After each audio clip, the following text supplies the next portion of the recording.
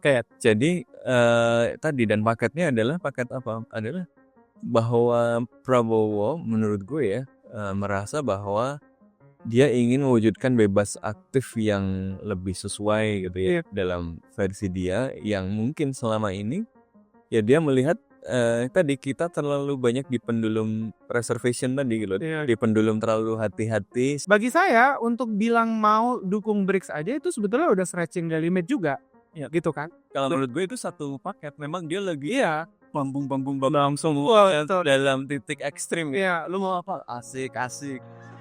Wah orang kasih. Nah masalahnya Gitu. kita tidak biasa dalam dua hal. Kita tidak biasa Indonesia setelah 10 tahun Joko Widodo, kita tidak biasa dalam dua hal. Kita tidak biasa untuk confident, apalagi overconfident, sangat tidak biasa. Yang kedua, kita tidak biasa untuk tidak prudent. Iya. Itu Tabrak-tabrak aja dulu semuanya gitu ya. tabrak masuk. Ekstrim. Ya kan gas terus, Oke gas gitu. Nanti soal ada masalah jelaskan belakangan.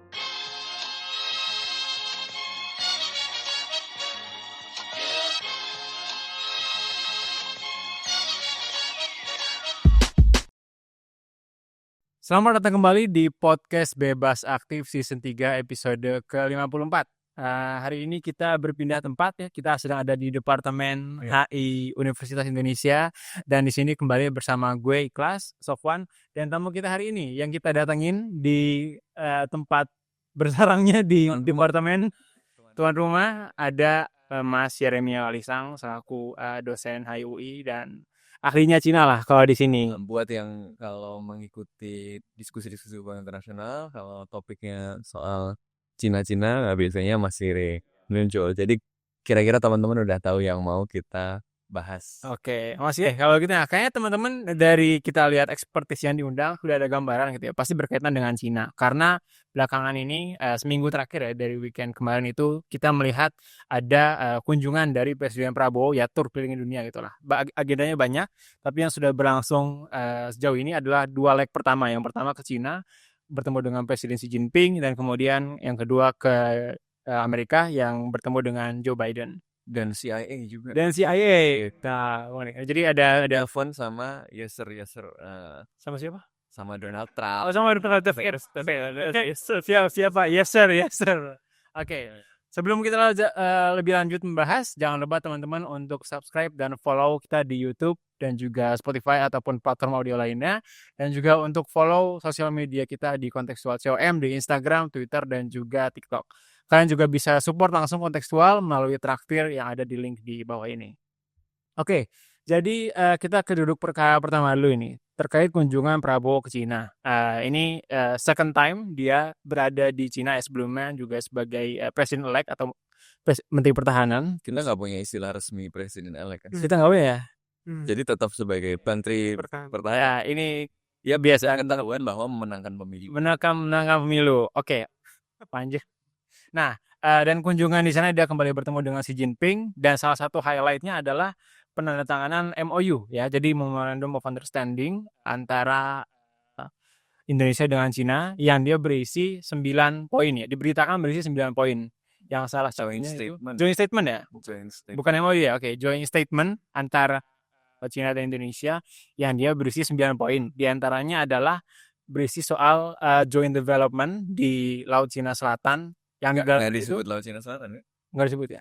Iya. Joint development. Tapi kemudian ada passage soal overlapping claims, ya. Joint development di area yang memiliki overlapping claims antara Indonesia dan Cina. Nah, dan ini sempat making kontroversi gitu kan di publik dan juga di dunia internasional gitu ya, nggak cuma terbatas di sosial media Indonesia aja, karena dengan adanya frasa itu bahwa seakan-akan diakui memang ada klaim yang tumpang tindih gitu kan antara Cina yang mengklaim 9 atau 10 dash line kita ketahui sekarang di lautnya terus 9, 10 besok 11 Australia lah dengan klaim banyak negara di Asia Tenggara termasuk juga Indonesia nih. Nah, sebenarnya mungkin saya mau tanya dulu ini dari pertanyaan kenapa ini kemudian menjadi kontroversi. buat karena kan ini sebenarnya cuman acknowledge the claim itu kan. Kita kan juga udah tahu ya selama ini kita yang baca di publik kita tahu nih memang ada overlapping claims. Tapi kenapa pengakuan apakah penulisan itu dalam joint statement tantamount to pengakuan yang serius gitu dan kemudian sebenarnya ya implikasinya apa gitu. Masalahnya di mana sih? Masalahnya di mana sih Mas Ire? Sebetulnya masalah yang paling harus dipermasalahkan, isu yang harus dipermasalahkan adalah dampak interpretasi terhadap kalimat tersebut terhadap posisi Indonesia terhadap UNCLOS. Oke. Jadi Indonesia itu sikapnya selalu konsisten di semua keputusan yang terkait dengan South China Sea. Di mata Indonesia sebagai contoh, karena di bawah UNCLOS Indonesia tidak pernah mengakui Nine Dash Line. Yang pertama, karena dari mata Indonesia tidak memiliki legal basis menurut sudut pandang UNCLOS. Dengan demikian, dari sudut pandang itu Indonesia tidak pernah secara paling tidak ya secara terbuka mengakui atau bahkan mengeluarkan statement bahwa memiliki overlapping claims dengan Cina. Karena di mata Indonesia sendiri, klaimnya Cina itu tidak memiliki legal basis. Jadi, kenapa kita harus memiliki overlapping claims terhadap klaim orang yang tidak memiliki legal basis itu? Jadi sebenarnya nggak ada gitu. Jadi sebenarnya nggak ada. Ya ini nggak ada masalah dengan kedaulatan gue. Betul. Nah, ini yang juga perlu kita lihat ya, bahwa Indonesia kan secara konsisten sebetulnya meminta konfirmasi juga dari Cina, menunjukkan dari zaman Pak Ali Alatas sudah mendapatkan beberapa konfirmasi terkait posisi Cina sendiri, terkait Nine Dash Line itu sendiri. Beberapa aksi misalnya disampaikan dilakukan oleh Filipina dengan PCA Tribunal. Iya. Itu hasilnya jelas bahwa PCA Tribunal bilang Nine Dash Line itu nggak punya legal basis. Tapi Tiongkok tidak mengakui itu kan? Tapi Tiongkok tidak mengakui itu gitu. Nah, Indonesia kan berpegang terhadap UNCLOS. Kita mengeluarkan sumber daya diplomatik yang luar biasa untuk mensupport UNCLOS. Bahkan kita diakui konsepsi negara kepulauan itu oleh UNCLOS. Nah, dalam tahap itu, menempatkan frasa overlapping claims sebetulnya sangat amat contradictory, ya, kontradiksi yang luar biasa. Dengan apa yang sudah kita keluarkan, sumber daya yang sudah kita keluarkan, kita pertahankan secara konsisten itu. Itu yang sebenarnya menjadi masalah. Nah, oke, menarik. Kalau gitu pertanyaan selanjutnya sebenarnya. Nah, ini kan joint statement, ini kan suatu hal yang serius gitu ya. Maksudnya kita yang udah pernah bergerak di bidang diplomasi atau pemerintahan pasti tahu ini di draft, dipersiapkan dari jauh-jauh hari. Nah, ini berarti keluarnya kalimat ini apakah suatu hal yang memang disengaja atau bagaimana kira-kira gitu dari yang ini, atau justru ini nggak kelihatan nih, draftnya nggak sempat dicek atau bagaimana kira-kira? Kedua belah pihak itu pasti ingin mengeluarkan suatu joint statement yang pada yang pada dasarnya itu kayak sebenarnya celebrating the relations, bahwa kunjungan seorang kepala negara ke negara lain itu memang hal yang lumrah kalau ada joint statement, artinya kedua belah saling mengakui lah bahwa kunjungan ini tuh penting. Jadi joint statement itu tentu harus dipersiapkan. Dan pasti sudah ada proses sebelumnya. Betul. Tentu sudah harus sangat amat menjadi perbincangan kira-kira, karena kan kita mencari momentum-momentum bilateral. Misal kunjungan ke Cina adalah kunjungan Presiden Prabowo yang pertama, kunjungan bilateral, kunjungan kenegaraan. Otomatis kan ini momentum. Nah, dalam momentum ini apa yang hendak ditekankan oleh kedua belah pihak? Saya jadi merasa aneh kalau dokumen ini justru tidak dipersiapkan atau justru tidak mendapatkan perhatian dari sekian banyak stakeholder yang sebetulnya berkepentingan terhadap majunya hubungan Indonesia-Cina. Jadi asumsi dasar saya ini pasti dipersiapkan. Ya, harus mendapatkan masukan dari berbagai pihak dan segala macam. Tapi ya dalam proses tentu tidak selalu ideal seperti itu ya. Nah, tentu kan ada yang draftnya dari siapa dan segala macam. Nah, ini memang kita perlu menilai lebih lanjut kenapa keluar kata-kata kontroversial. Tapi yang perlu di-note adalah joint statement ini tidak hanya perkara overlapping claims yang ada banyak.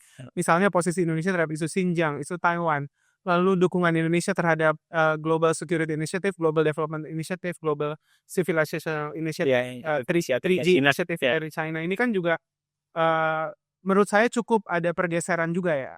Nah, pertanyaan saya dengan demikian, apakah hal-hal ini yang menurut saya sedikit bergeser dari apa yang sudah konsistensi yang sudah pemerintahan sebelumnya lakukan ini, yang pemerintah sebelumnya sudah lakukan, tapi bergeser di joint statement ini, pertanyaan saya adalah pesan yang hendak disampaikan oleh pemerintahan baru ini kepada masyarakat dengan demikian apa? Oke, sorry. Tadi just to clarify, berarti sebenarnya pergeseran posisi ini nggak cuma soal overlapping claims, tapi juga soal tadi kayak misalnya dukungan ke 3G dan statement di Xinjiang, Taiwan dan lain-lain. Itu terdapat pergeseran di joint statement ini. Pergeseran. Oke, Kalau yang Taiwan sama Xinjiang apa? Setahu saya, yang saya tahu misalnya Mengakui kedaulatan. enggak sih, enggak sedrastis itu ya. Tapi buat saya terlalu memberikan banyak diplomatic cover leverage terhadap Hmm. pihak Tiongkok, pihak Cina yang sebetulnya posisi kita yang sebelumnya ya sudah cukup mencerminkan perspektif kita terhadap isu tersebut. Tapi yang joint statement yang baru ini rasanya agak sedikit tergeser. Yang paling terlihat adalah misalnya kita, setahu saya sebelumnya itu selalu masih belum memandang perlu untuk Global Security Initiative. Tapi karena ya masih banyak yang belum jelas juga ya, kita udah tanya juga, pemerintah Indonesia sudah banyak bertanya sebenarnya ini inisiatif apa, tapi di sini joint statement-nya langsung ingin mendukung Global Security Initiative itu. Dan satu hal yang saya notice juga, aroma Tiongkoknya kuat. Kenapa? Karena selalu ada kalimat pengulangan Community of Shared Future. Itu Tiongkok banget. Makanya saya bertanya, ini draftnya dibaca lagi atau tidak oleh pihak Indonesia? Karena flavornya, nuansanya, baunya, rasanya itu sangat dari sana gitu. Amalah-amalahnya dikit. Iya gitu.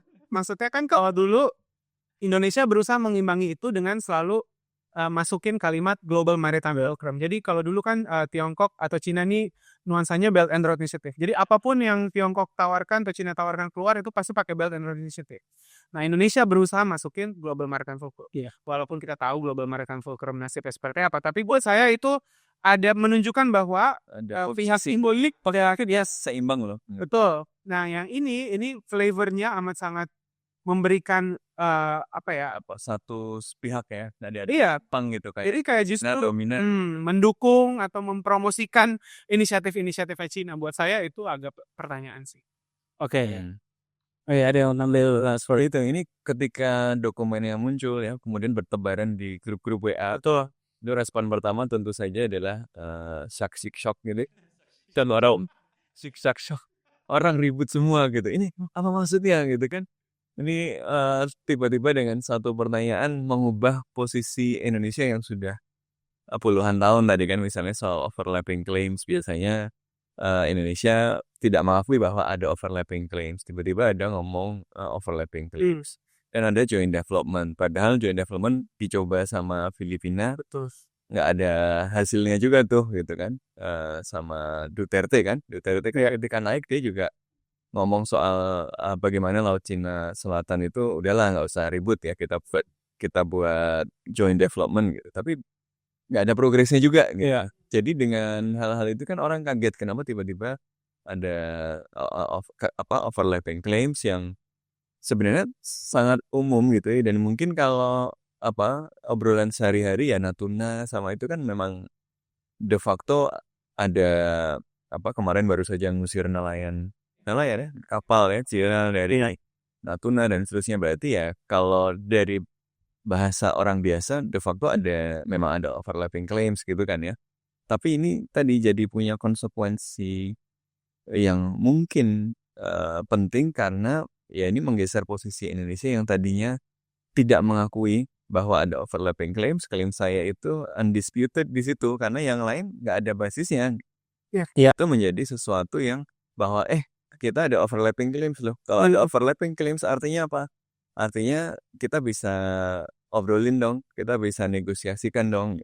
Makanya kan kemarin yang menarik adalah ya setelah ini kan leverage itu beneran digunakan sama Beijing. Ya, dengan katakan bahwa kami siap loh menegosiasikan.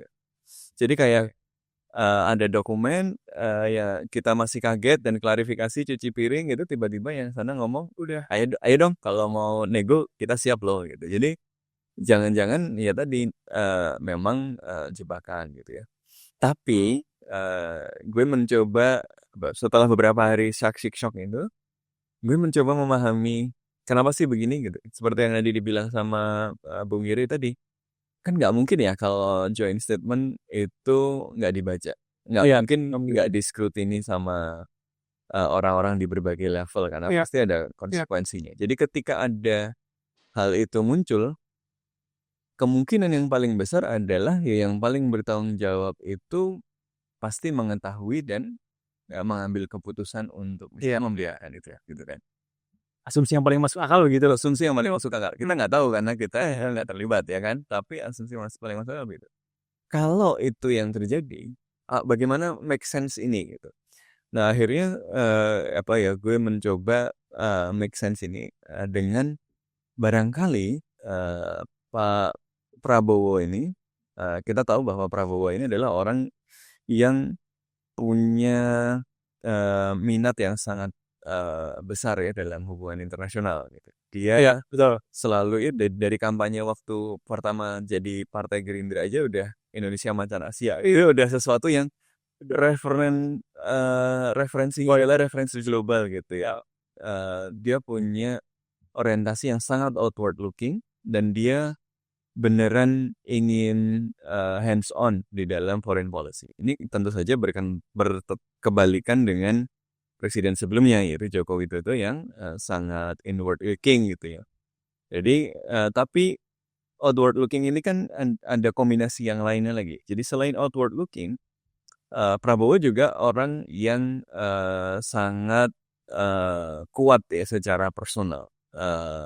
Kalau dia punya pandangan, dia merasa bahwa ya ini yang harus dilakukan gitu kan. Ya, kelihatan dalam pengelolaan partainya misalnya ya Gerindra itu ya Prabowo gitu kan. Dan seterusnya gitu. Jadi outward looking dan cara kepemimpinan yang sangat strongman tadi ini menghadirkan menurut saya politik luar negeri yang kemudian akan berpusat kepada si presiden, dan si presiden ini punya satu visi tertentu yang meletakkan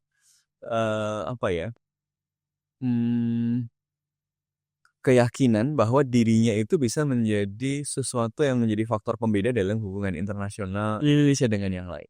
Ada confidence yang tinggi besar di situ ya. Ini kelihatan misalnya bahwa Prabowo lah yang in charge dalam foreign policy, Presiden Prabowo lah yang in charge dalam foreign policy, sehingga misalnya menterinya itu yang ditaruh adalah menteri yang bukan dari Kementerian Luar Negeri. Menterinya ditaruh karir seorang loyalisnya Prabowo yang dia keluar dari karir militer dalam posisi misalnya bahkan letnan 1 gitu kan ya, yang memang benar-benar kalau begitu memang karir politiknya itu karir politik yang sangat erat kaitannya dengan naik turunnya Prabowo gitu kira-kira. Jadi ya ini simply Prabowo's man. Ini menunjukkan bahwa ini loh, Kementerian Luar Negeri adalah sesuatu yang berada di bawah komando presiden. Iya. Nah itu tadi menunjukkan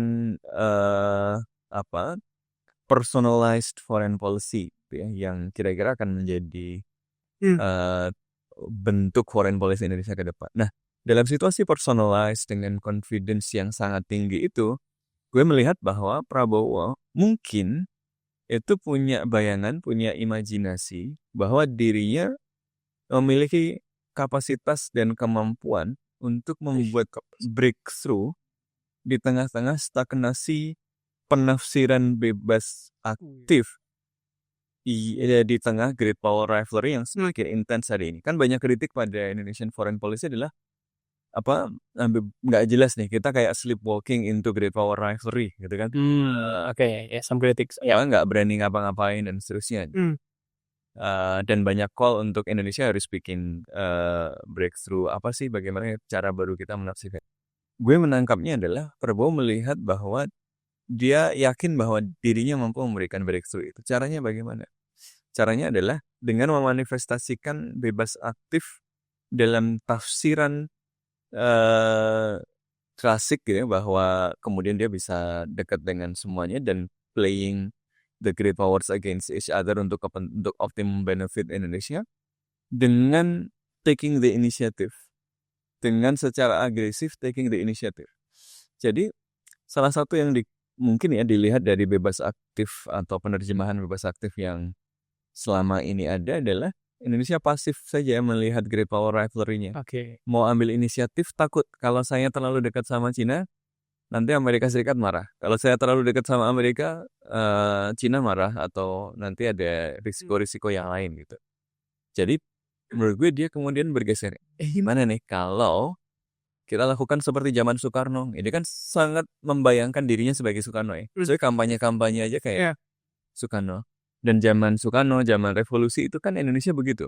Dia punya high profile foreign policy, ada aspek personalized juga, dan Indonesia kemudian bisa mengoptimalkan great power rivalry dalam Cold War tadi dengan secara asertif itu membentuk terms of engagement ya. Datang ke Amerika Serikat, minta ini, minta itu, ya secara terbuka.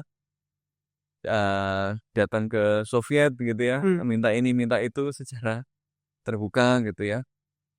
Nah, kayaknya ini lagi mencoba itu dan lagi dalam tahap awal adalah limit stretching. Jadi limit testing dulu gitu ya. Ini kalau gue ke Cina dan mencoba sedekat mungkin dan dengan cara apa? Dengan cara ya sudah bikin pernyataan. Toh pernyataan itu cuma pernyataan gitu. Nanti gue bisa ketika mau diterjemahkan ya Lihat lagi. ya nanti itu urusan lain lagi bahwa kemudian ada konsekuensinya ke tafsir soal overlapping claims ya entah dipikirin nggak dipikirin tapi bahkan ada urusan overlapping claims kan ya itu urusan belakangan itu kan toh selama ini dengan klaim penekanan pada UNCLOS gitu juga nggak ngaruh-ngaruh amat karena Cina juga nggak peduli gitu. Kenapa kita cobain aja lah gitu. Kenapa nggak sekalian nothing tulus ini? Toh ini cuma kata-kata gitu. Siapa tahu dengan ini gue justru kemudian dapat kedekatan yang lebih dan gue bisa optimize keuntungan yang gue dapatkan dari Cina dan kemudian kan risikonya adalah drawbacknya adalah kalau nanti terlalu dekat sama Cina nanti Amerika Serikat marah. Ya udah Prabowo kemudian merasa punya keyakinan bahwa gue bisa meyakinkan loh. Gue lagi limit testing sedekat apa gue sama Cina yang gue bisa manage dengan Amerika Serikat. Makanya begitu marah itu pun kemudian dia kemarin datang ke Amerika Serikatnya pun telepon sama Trump, ngomong sama Biden dan ketemu sama CIA yang jelas pasti ngomongin hal-hal yang ini loh. Maksudnya kalau ada presiden ketemu CIA dari musuh negara gue kan kayak apa Cina atau yang mungkin ngerasa terancam. Kayak orang datang ke sini ketemu BIM gitu ya kan ya kan aneh. Jadi itu dua-duanya itu lagi ngetes titik ekstrim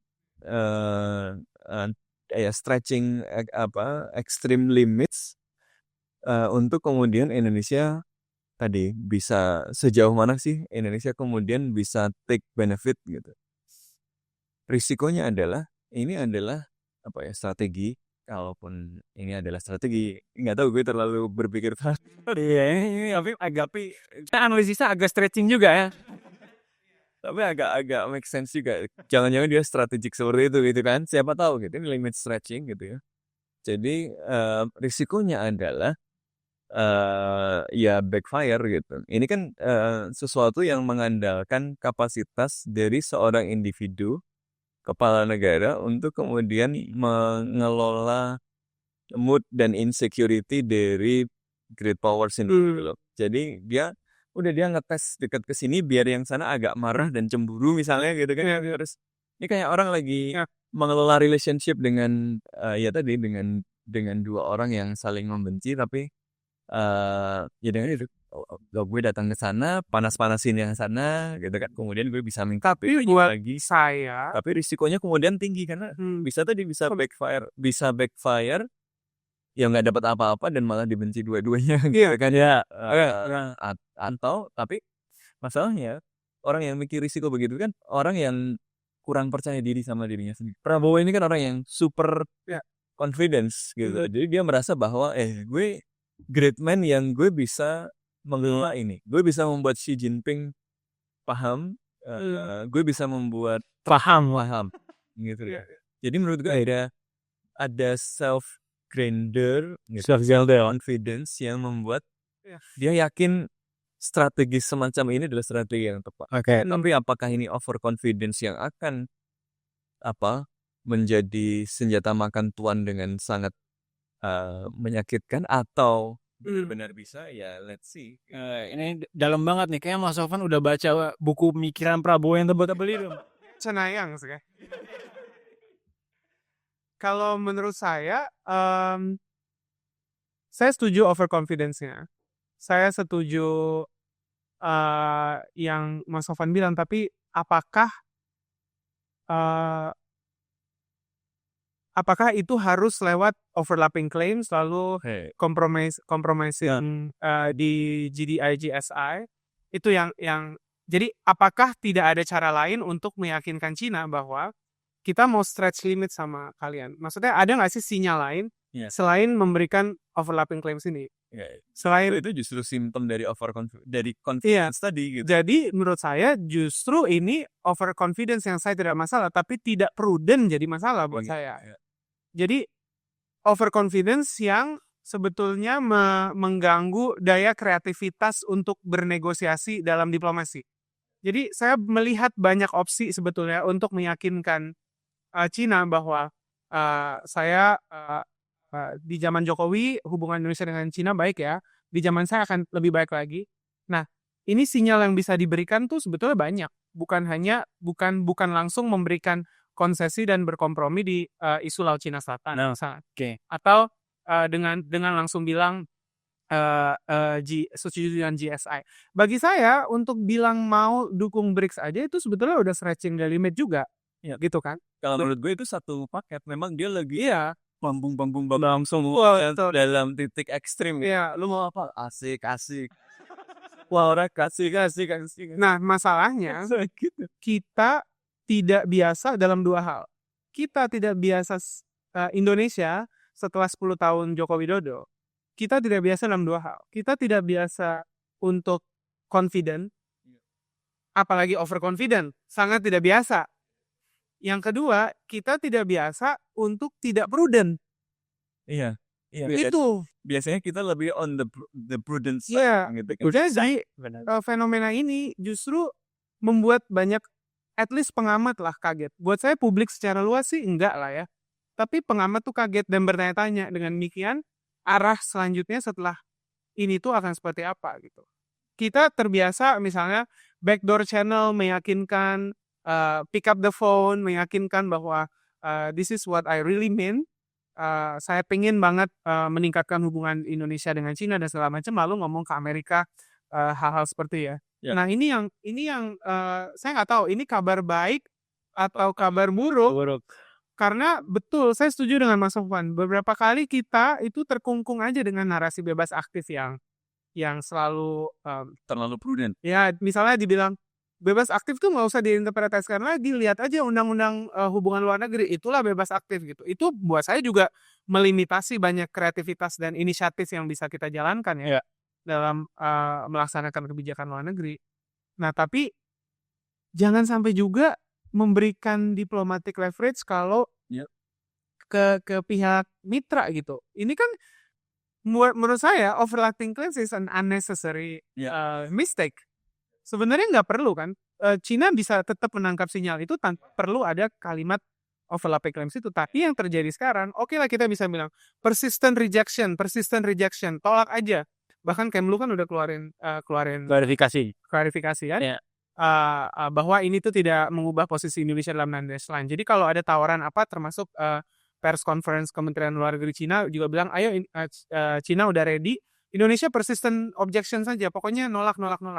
Tapi masalahnya leverage pengaruh tambahan itu tuh udah dikasih ke pihak mitra yang menurut saya nggak perlu kalau misalnya belum memang sih belum at the very core strategic interest masalah teritori ya, bahwa belum ada konsesi memberikan teritori, tapi tahap sependek memberikan leverage itu buat saya nggak perlu. Dan overconfidence ini yang jadi aneh ketika yang diharapkan adalah Amerika merespon seperti dulu ya dinamika perang dingin, bahwa kita pergi ke Rusia mau beli senjata dari Rusia supaya Amerika mendapatkan sinyal bahwa oh kita deketin deh Indonesia dan segala macam, akhirnya leading up to Irian Barat dan segala macam, integrasi Irian Barat dan segala macam itu kan. I think Prabowo having that Betul. in mind sebagai reference gitu. Yeah, Paul Ward Tapi reference.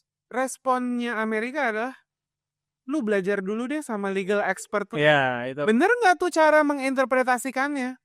Iya. That's overconfident gitu. Iya, beda sama Soekarno yang disamber. Soekarno dapat. Ya. Soekarno dapat. Ini lu belajar dulu kali.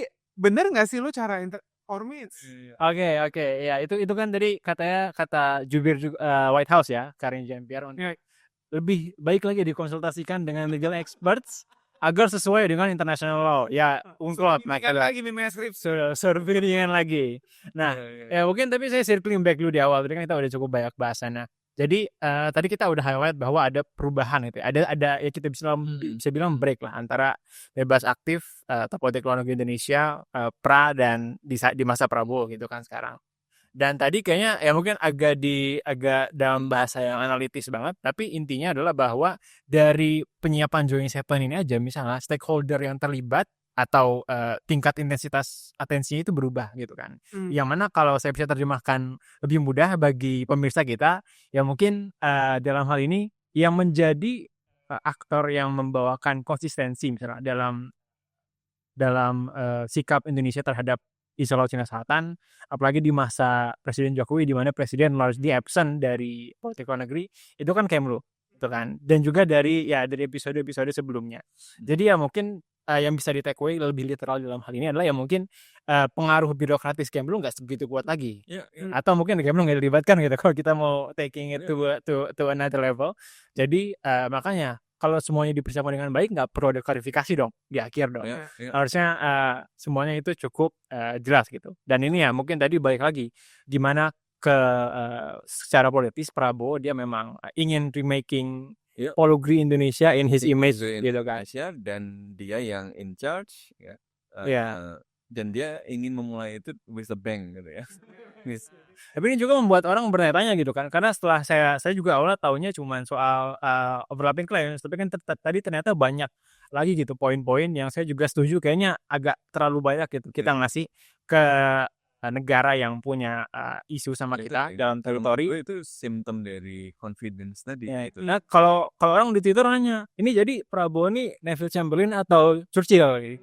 Jadi the point gitu loh. Jadi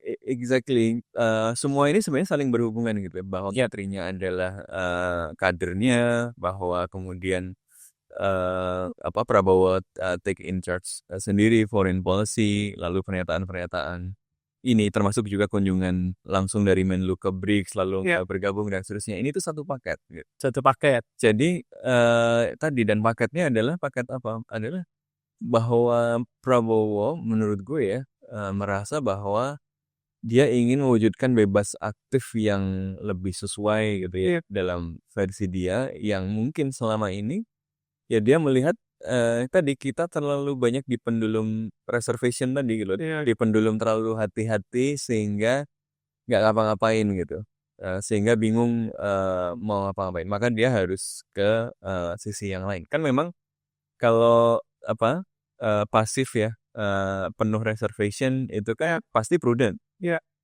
Tapi prudent dan penuh reservation tadi ternyata mungkin dilihat oleh Prabowo tidak menghasilkan udah banyak sisinya aja gitu. Jadi untuk bisa maju ya harus didobrak. Caranya gimana? Dari pendulum yang di reservation prudence tadi ke ya udah tabrak-tabrak aja dulu semuanya gitu ya. Tabrak-tabrak langsung. Ya kan gas ya bisa. Tas. Nanti soal ada masalah jelaskan belakangan. Nah, soal ada masalah nanti jelaskan belakangan. Tapi memang jadi bukan cuma limit stretching, tapi juga limit testing gitu loh. Hmm. Gue coba di awal nih, Hmm. biar nanti orang kaget terus, ini gimana sih, ini gimana sih. Nanti dari situ akan ada equilibrium baru gitu loh. Hmm. Problemnya tadi, ini rely on kapasitas dari Prabowo untuk mengelola ketidakpastian yang muncul dari tabrak-tabrak gas ini. Gitu.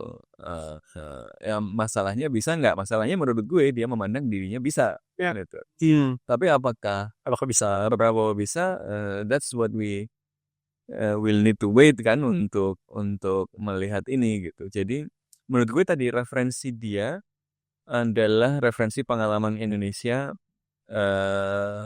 ketika dia tumbuh menjadi apa ya?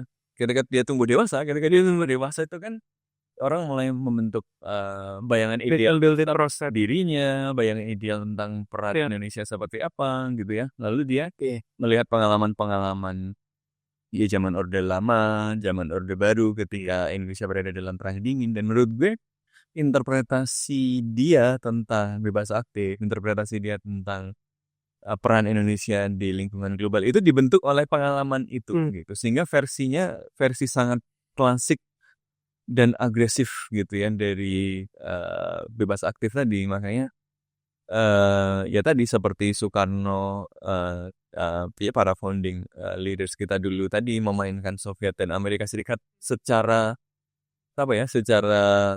terbuka. Jadi take the initiative, datang ke sana ngomong begini, mana sini yang di sana gitu loh. Kalau belakangan kan kita nggak ngelihat lagi kan, maksudnya nggak datang ke ini untuk manas-manasin secara sengaja kan enggak gitu. Ya dia mau kembali ke model yang kayak gitu, dan menurut gue dia memproyeksikan bahwa gue seperti itu juga loh. Gue adalah orang yang mewarisi seperti Soekarno sehingga gue bisa mengelola ini.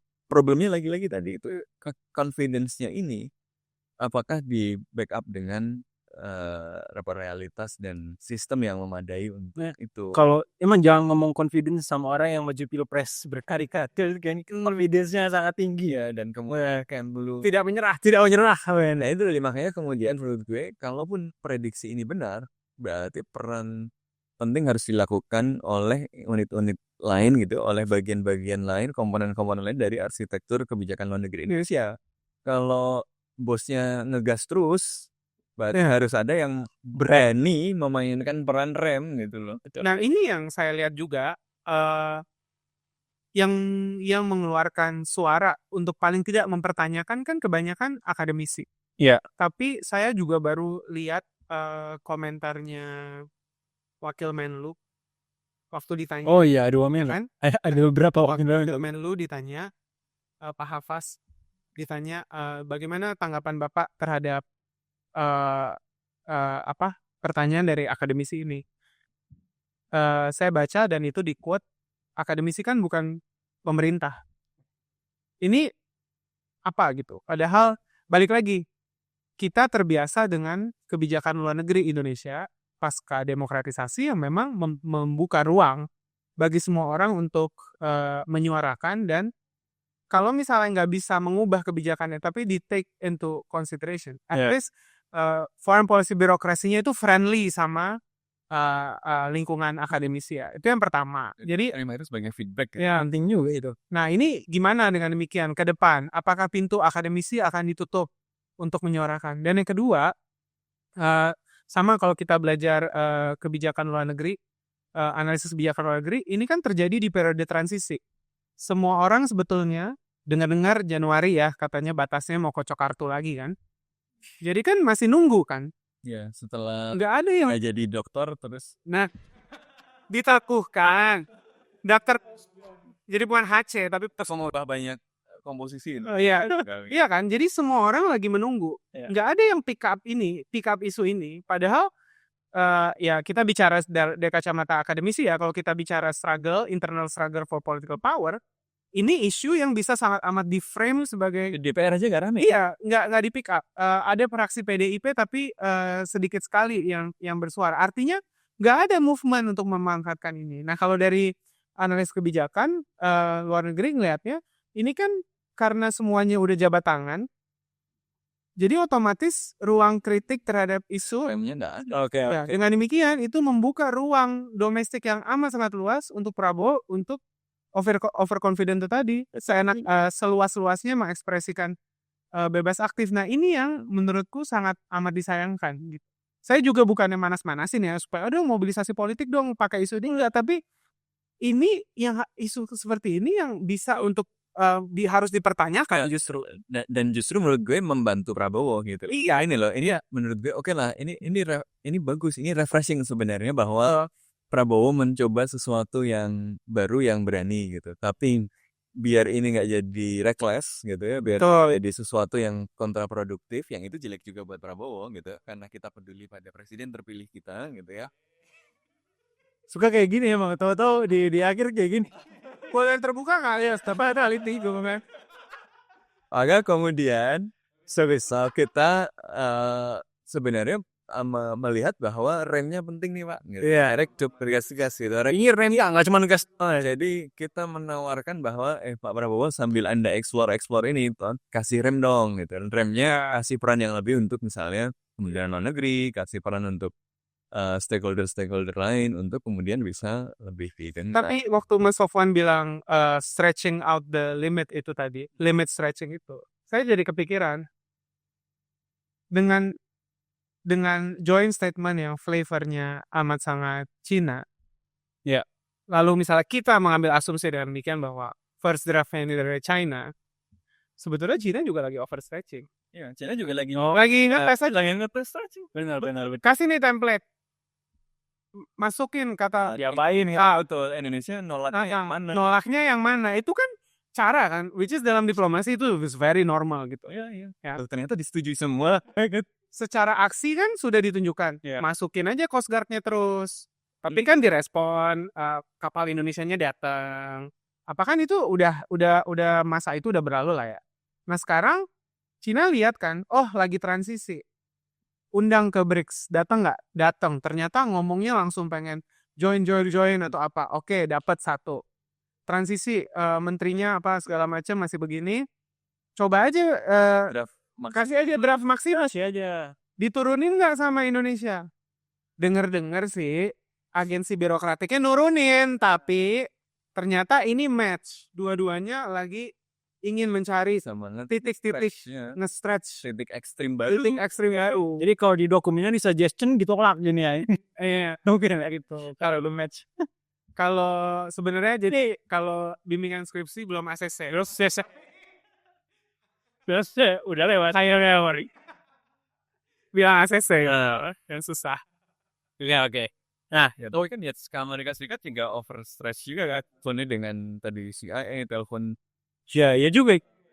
Tapi dua namanya sama-sama ini problemnya. Cina lebih siap. Ya, dan lebih tahu Indonesia. Jadi mungkin dia bisa mengoptimalkan. Betul. Mungkin CIA itu ya, Amerika Serikat masih bingung ini Indonesia ngapain ya gitu. Benar. Nah, ya mungkin CIA gitu juga ya sebenarnya ya untuk overstretch baru diagendakan. Nah, tapi balik mungkin terakhir ya, concern secara domestik juga nih. Kita kan tentu kita only 1 month in hampir to presidency of Prabowo gitu ya. Tapi udah banyak blunder ya. Benar. Nah, tapi kita bisa ngeliat lebih jauh itu kan. Ketika kekuatan birokrasi blunder sih. Baik banget. Ya nih, kita kan udah tadi kita bilang nih proyek di politik luar negeri dia demokratisasi kan udah berjalan selama 20 tahun lebih ya, dan kurang lebih udah terestablish seperti itu. Tapi dengan remaking dari foreign policy oleh Prabowo ini, itu kan berarti ini bakal seperti ini di masa Prabowo, tapi gimana ke depannya gitu kan. Apakah kalau ganti presiden, nanti kita ganti lagi gitu kan. Karena ini nggak jadi sesuatu yang predictable kalau kita begini. Dulu kan kita tahu ya posisinya sebagaimana ya seharusnya kayak dulu gitu loh, pada dasarnya selalu close soal international law. Tapi sekarang ini berubah gitu. Dan kalau menurut saya sih ini mungkin ya jadi agak mirip kayak Amerika Serikat, gimana ya berganti presiden, ganti secara signifikan lagi foreign policy-nya. Jadi tidak predictable gitu loh. Gimana? Bikin TPP terus bubar. Ya gitu. Bubar gitu. Dan Prabowo ini kan ya kalau tadi salah satunya kayaknya bukan pertama kali ya. Mungkin ingin menyelesaikan konflik-konflik, titik-titik konflik di dunia gitu. Karena kita lihat sebelumnya juga kayak di earlier this year tuh kayak di Shangri-La kan dia ngajuin solusi untuk konflik Rusia Ukraina gitu kan segala macam. Karena di overconfidence-nya bukan dan dia punya konsepsi bahwa dia Dan Indonesia itu seharusnya punya peran lebih dan dia bisa lakukan itu gitu. Iya. Jadi itu konsepsi yang menurut gue sangat diyakini gitu oleh Pak Prabowo, dan karena itu emang dia kemudian ya tadi mencoba meremake Indonesian foreign policy menjadi lebih sesuai dengan bayangan ideal dia itu. Masalahnya adalah bayangan ideal itu adalah bayangan yang diperolehnya dari idealisasi politik luar negeri Indonesia ketika proses nation building dan di tengah-tengah puncak perang dingin gitu. Iya. Ketika Indonesia memang berada dalam situasi yang memang memainkan peran besar karena struktur internasionalnya kondusif untuk itu ya. Indonesia dilihat sebagai representasi dari apa? Karena negara berkembangnya dulu belum banyak ya negara Asia. Indonesia leading karena ada Bandung dan seterusnya. Jadi ada hal-hal yang menjadi romantika selalu kemudian menjadi dikristalkan menjadi visi ideal Indonesian foreign policy oleh Prabowo ini gitu, yang kemudian direfleksikan bahwa saya bisa juga kayak gitu, dan karena itu jadi sangat personalized, sangat personal. Makanya saya memahami tadi remnya nggak banyak karena orang tahu kalau saya ngeritiknya di yang ini sangat personal buat Prabowo gitu sih. Oh iya. Jadi mungkin bukan sesuatu yang bijak kalau gue mengincar reshuffle kabinet pada bulan Januari gitu kan. Jadi semua orang agak reserve juga gitu untuk melakukan. Tidak banyak aktor politik Indonesia yang mau overstretch. Tapi presidennya begitu. Jadi, tapi tadi pertanyaannya kemudian apakah politik luar negeri Indonesia kemudian akan menjadi sangat personalized? Menurut gue, ya nggak tahu ya. Menurut gue seiring dengan personalization of Indonesian politics, foreign policy juga kemudian akan juga mengalami derajat personalisasi tertentu gitu. Ini kan kasus yang unik karena memang Prabowo sangat invested in foreign policy. Dia kan bahkan mengundang salah satu training utama untuk para anggota kabinet adalah mengundang John Marsheimer. Ya, Maksudnya dia orang yang sangat tertarik hubungan internasional. Mungkin nonton Bebas Aktif. Oh, nggak, dia mungkin nontonnya Kita Wirawan. Bocor halus dia, halus. Jadi dia tertarik isu-isu hubungan internasional gitu ya. Dia dan kemudian punya satu cara pandang khusus. Jadi ini karakter yang mungkin khas di Prabowo sih ya. Selanjutnya mungkin kalau kayak Jokowi lagi karena yang sangat inward looking, ruang untuk Kementerian Luar Negeri jadi lebih luas. Maka Bu Retno kan bahkan secara personal malah jadi sangat kuat gitu. Sepatunya warna apa aja jadi isu gitu kan ya. Karena perannya kemudian jadi sangat luas gitu. Jadi ini kayak dibalik gitu dari tadinya sangat bebas ruang untuk Kemlu, dan Kemlu memainkan peran leadership yang besar ya, to the extent agak terpersonalisasi juga ke menteri. Sekarang diambil sama presiden gitu, Kemlunya ditaruh sebagai figuran gitu ya, sebagai supporting system saja gitu. Ini kan masih ada, dan ini nggak tahu apakah ini anomali atau nanti presiden selanjutnya adalah presiden yang punya karakter kayak gitu. ya, Punya confidence, minat gitu ya, dan power untuk melakukan hal yang sama. Ini kan kondisi khusus Prabowo gitu. Dia punya power, dia punya minat yang sangat kuat, punya visi sendiri yang sangat kuat, ya sangat personalized juga gitu. Jadi dia ini lagi match semua untuk kemudian ya gue ngambil ini, jangan ganggu gue gitu. Tapi presiden berikutnya akan bisa begitu atau enggak kan? Kita nggak tahu. Jadi gue masih mengatakan too early untuk mengatakan bahwa dalam jangka panjang nanti Indonesia akan kayak Amerika Serikat, begitu ganti presiden, ganti kebijakan. Mungkin nggak akan se-ekstrim itu sih ya. Kontinuitasnya mungkin masih akan ada ya, bebas aktif dan seterusnya itu. Tapi ya itu, ini shock yang ditimbulkan oleh Prabowo ini memang dampaknya sejauh apa gitu. Dan kita nggak tahu loh personalized foreign policy itu baik atau buruk. ya. It is too early to judge in my opinion. Kita juga belum bisa mempunyai banyak studi kasus untuk betul-betul lihat ya. Kalau misalnya ini cuman berkutat di pribadinya Pak Prabowo, itu dampak jangka panjangnya seperti apa. Tapi mungkin satu hal ya, yang mau saya sampaikan juga, buat saya continuity itu ada pentingnya sih. Karena semata kita udah keluar banyak effort. Resources. Resources juga. Makanya perhatian presiden apa sih sekarang bahasanya presiden ke-7 Iya, saya ngerti. Joko Widodo yang menurun terhadap ASEAN itu menurut saya bisa bilang patut disayangkan. Karena sebetulnya itu ruang yang dijaga at least untuk betul-betul membuat Indonesia bisa mengambil banyak manfaat terkait peran kepemimpinan internasionalnya ya. Nah, di sini penting institutional memory. Dengan demikian penting lagi foreign policy machinery-nya yang dalam hal ini dikomandoi oleh Kemlu. Dengan demikian buat saya sekarang Kemlu perlu menampilkan diri sih ya sebagai lembaga yang dependable juga. Betul. Jadi jangan ikut itu doang. Iya gitu. Kita nggak bicara produk akhir lah, tapi sejauh apa Kemlu menampilkan diri sebagai dia ini kredibel, harus dikonsult. Ya, Kalau tanpa kita akan jadi banyak blunder kan, betul. gitu. Hal-hal seperti ini. Oke. Jadi termasuk misalnya saya juga indifferent apakah Menlu itu harus dari karir atau dari politisi atau dari bisnis atau segala macam. Kita nggak tahu, model-model juga banyak lah dan nggak konklusif. Kalau Menlunya dari dalam tuh pasti akan selalu lebih bagus kan. Nggak juga, mungkin juga butuh kejutan-kejutan ini untuk memikirkan reformasi lagi, birokrasinya dan segala macam. Tapi buat saya yang penting adalah teman-teman di Kemlu semangat. Harus menampilkan itu. Saya tahu ada beberapa teman kamu yang rajin nonton ya. Waduh, aktif. kayak ini. Walaupun bagaimanapun harus bisa menunjukkan kredibilitasnya sebagai yang ya ini supaya institutional memory-nya tuh match gitu. Bahwa kita pernah loh Pak bikin ini, dengan demikian kalau kita bikin ini menganulir semuanya. Iya. Kenapa perlu dianulir semuanya? Nggak perlu. Harus confident juga Iya, teman-teman. dengan presiden kayak gitu ya. Juga kalau presidennya confident, betul. Kemlu juga harus confident untuk kemudian nggak cuma siapa jangan siktis ya. Ke Trump Kayaknya jangan yeser doang gitu. lawan dikit lah.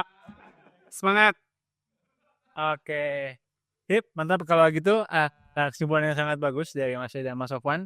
Jadi kita lihat ke depannya nanti kira-kira masih early di presidensi Prabowo dan sudah ada beberapa kejutan. Ada yang sukses, ada yang baik yang tidak gitu. Dan kita lihat ke depannya dari pelajaran ini dan dari dinamika yang berkembang, siapa tahu Kemlu makin berani ke depannya, itu apakah akan masih banyak eksperimen-eksperimen dari Prabowo lagi dan seberapa bisa terpersonalisasi kebijakan luar negeri Indonesia di masa Prabowo nanti. Kita pantau terus dengan podcast Bebas Aktif. Sampai ketemu di episode-episode selanjutnya.